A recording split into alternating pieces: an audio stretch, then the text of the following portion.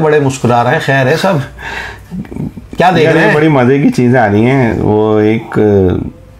سیاسی جماعت کے کوئی صاحب ہیں، وہ پریس کانفرنس کر رہے ہیں کہ بھئی کراچی کے لوگ تو جو ہے وہ روزانہ پل صراط سے گزر رہے ہیں، یہاں کی سڑکیں پل صراط بنا دی ہیں. غالباً کسی نے کہا ہے کہ ہم نے شارع فیصل سے گزرنا اتنا مشکل کر دیا ہے. میں نے سنا نہیں ہے، خیر وہ اسی بات کو موضوع بنا کے کر رہے تھے کہ کسی آئی جی صاحب نے کسی نے کہا ہے کہ پل صراط سے گزرنا آسان ہے، شارع فیصل سے گزرنا مشکل. مطلب ایک کیا کہیں اس پہ. پھر وہ آئینی ترمیم کا کچھ شور شرابہ چل رہا ہے کہ بھئی کسی کو استثناء دے دی. ہمیں تو پتہ بھی نہیں، ہم عام لوگ ہیں، یہ لوگ کیا کر رہے ہوتے ہیں، کیا ترمیم شکے بنا رہے ہوتے ہیں کہ کسی کو استثناء دے دی. وہ تو ایک مذہبی لبادہ ہے ان کا، جو صاحب یہ اسمبلی میں تقریر کر رہے ہیں کہ بھئی قیامت میں بھی استثناء دے دو، حشر میں بھی استثناء دے دو. مطلب مذاق بنایا ہوا ہے. اتنا آسان ہے آخرت کا معاملہ پل صراط سے چلنا، جبکہ ہم تو سنتے ہیں کہ ہمارے نبی کریم صلی اللہ علیہ وسلم نے ان سے پناہ مانگی ہے، ہمیں سکھایا ہے، خوف ہمیں بتایا ہے کہ قیامت کا کیا خوف ہوگا، اللہ کو جواب دینا کتنا مشکل ہوگا. تو مطلب یہ اتنے بڑے بڑے لوگ ہمارے اوپر مسلط ہیں، ہمارے سیاستدان بن گئے، ہمارے قوم کے رہنما بن گئے، تو یہ اتنا ایزی ان چیزوں کو لیتے ہیں. تو نوجوان کیا سمجھے گا؟ نوجوان تو پھر دنیاوی معاملات میں ان چیزوں کو بہت ایزیلی جو ہے وہ لے گا کہ یار کوئی بات نہیں، پل صراط سے گزر رہے ہیں، کراچی سے گزر رہے ہیں. تو ان چیزوں کی حساسیت، ان مقدسات کی جو آپ کی ایک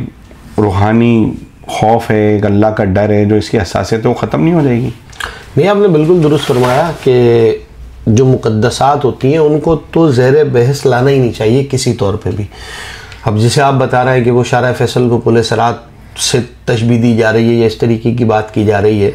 تو دیکھیے ہوتا یہ ہے کہ جب آدمی اپنی گفتگو کے اندر غیر محتاط ہو جاتا ہے نا، تو اس کا یہ نتیجہ نکلتا ہے. پھر آپ نے ایک اور بتایا کہ اسمبلی میں کوئی، ان کا تو آپ بتا رہے ہیں کہ کوئی مذہبی آدمی ہے تو وہ حشر تک کی اور اس کے بعد تک کی ایکسٹینشن کی یا اپنا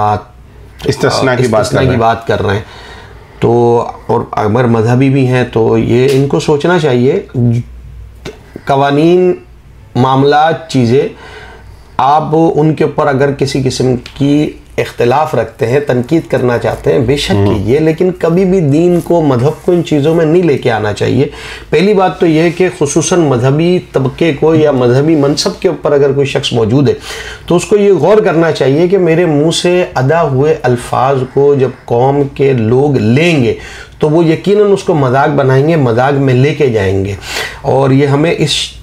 بات کی، یعنی گفتگو کی حساسیت کا اندازہ قرآن مجید فرقان حمید کی ایک آیت مقدسہ سے لگائیے آپ کہ اللہ پاک فرماتا ہے کہ اقرا کتابک کفا بنفسک الیوم علیک حسیبا. ہر شخص کو اس کا نامہ اعمال دیا جائے گا اور کہا جائے گا یہ اپنے نامہ اعمال کو پڑھو، اپنے حساب کے لیے آج کے دن تم خود ہی کافی ہو. تو ہم خود یہ سوچیں کہ ایز اے مسلمان ہماری یہ ذمہ داری ہے کہ ہماری زبان سے ادا ہونے والے کلمات ایسے ہوں جن کے نتیجے میں کل اللہ اور اس کے رسول کے سامنے قیامت کے دن، حشر کے دن ہمیں شرمندگی نہیں اٹھانی پڑے. اور اگر صاحب منصب اس طریقے کے الفاظ عطا کرے گا، اس نے تنقید کرنی ہے، وہ اس کا حق ہے، لیکن اس تنقید کے لیے اس کے جملے اتنے کامل، اتنے متوازن ہونے چاہیے کہ نہ شرعی حوالے سے اس کے اوپر کوئی پکڑ ہونی چاہیے، نہ عوام الناس ان کو ہلکا جان کر کے مقدسات کو کسی بھی طریقے سے اس طور پہ لے کے یار یہ تو ایک ایسی چیز ہے جس کو جس انداز میں چاہے گفتگو کر لی جائے، جس انداز میں چاہے اس کو بیان کر لیا جائے. ایسا نہیں ہونا چاہیے. ہمیں اللہ اور اس کے رسول کے احکام کو سمجھنا چاہیے اور ان کی حساسیت کو، ان کے نازک ہونے کو دیکھنا چاہیے. جہاں تک رہی بات قوانین کی، ان پہ آپ کا حق ہے، آپ کا احتجاج آپ کا حق ہے، اس پہ ڈیبیٹ آپ کا حق ہے، لیکن اس کے لیے کلمات ایسے ادا ہونے چاہیے لازمی طور پہ کہ جو کہ کسی طور پہ بھی گرفت میں نہ آتے ہوں. اور اس میں بلا تخصیص کسی بھی قوم کو، کسی بھی خاص فرد کو، کسی بھی خاص نیچر رکھنے والے کو، ماحول تہذیب رکھنے والے کو کبھی بھی ہم نے اس کی ذات سمیت، اس کے تہذیب سمیت، اس کے معاشرے سمیت، اس کے قبیلے سمیت کبھی بھی ہم کو نہیں چاہیے کہ ہم اس کو جو تنقید کا نشانہ بنائیں. قرآن مجید فرقان حمید بڑے واضح انداز میں اس بات کے اوپر منع کرتا ہے کہ وَلَا يَجْرِمَنَّكُمْ شَنَآنُ قَوْمٍ عَلَىٰ أَلَّا تَعْدِلُوا اعدلوا هو اقرب للتقوی، کہ ایک مسلمان کی زندگی اس چیز کا عملی نمونہ ہونا چاہیے کہ کسی کی تعصب کی کیفیت، کسی کے عمل کا معاملہ اس کو اس کی قوم کے ساتھ، عصبیت کے ساتھ کبھی بھی طعن و تشنیع کا نشانہ نہ بنے۔ اور پھر اللہ پاک آگے فرماتا ہے اعدلوا هو اقرب للتقوی، اے لوگوں گفتگو کرتے ہوئے، بات کرتے ہوئے، معاملات کو نمٹاتے ہوئے تمہارے پیش نظر عدل ہونا چاہیے، کسی ایک لمحے میں بھی عدل کا دامن تمہارے ہاتھ سے نہیں چھوٹنا چاہیے۔ کیوں؟ هو اقرب للتقوی، یہ تقوی کے قریب ہے۔ پھر فرمایا واتقوا اللہ، اللہ سے ڈرو، ان اللہ خبیر بما تعملون، بے شک اللہ تعالیٰ ہر اس عمل سے باخبر ہے جو تم کرتے ہو۔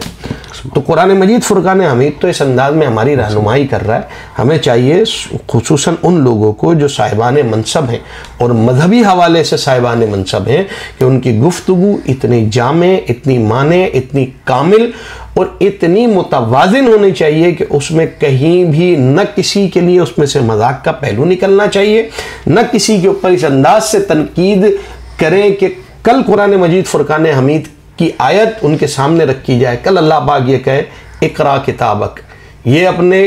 نامہ اعمال کو پڑھیے، کفا بنفسک الیوم علیک حسیبا، آج کے دن اپنا حساب کرنے کو آپ کافی ہو۔ تو اللہ تبارک و تعالی ہمیں اس کیفیت سے محفوظ رکھے، ایز اے مسلمان ہم کو یہ سب کچھ سمجھنے کی توفیق عطا فرمائے۔ اور ہم جب لاسٹ ہماری بات ہوئی تھی کہ ہم اپنے آئین کے والے سلسلے کو لے کے چلیں گے، ہم اس میں دیکھتے ہیں وہ قرارداد مقاصد جس کے 6 نکات کو بیان کیا گیا، اس کے اندر عدل کو، رواداری کو، مساوات کو، آزادی کو جب گفتگو کی گئی تو اس کے اینڈ کے اندر وہ یہ کہتے ہیں کہ ان سب کا انحصار یا ان سب کو جو ہم طے کریں گے، آزادی کو ہم آزادی کہیں گے، مساوات کو مساوات کہیں گے، برداشت اور صبر کو برداشت اور صبر کہیں گے، تو وہ کس پیرائے میں کہیں گے؟ وہ قرآن مجید فرقان حمید کی تعلیمات کے نتیجے میں کہیں گے۔ لیکن معذرت کے ساتھ ٹاپ ٹو باٹم، جڑ سے لے کے اوپر لیول تک کسی ایک جگہ بھی بہت معذرت کے ساتھ اسلامی جمہوریہ پاکستان کے اندر اسلام کہیں اپنے آپ کو پریزنٹ نہیں کرتا۔ اگر یہ آپ نے جو 2 آیتیں بتائیں، ہم یہ 2 آیتیں ہی دیکھ لیں، جی دیکھیے نا، پورے معاشرے کو واضح کر رہی ہے، لیکن ہمارے معاشرے کی میں عرض کر رہا ہوں نا، ہم کہتے ہیں اسلامک ریپبلک آف پاکستان،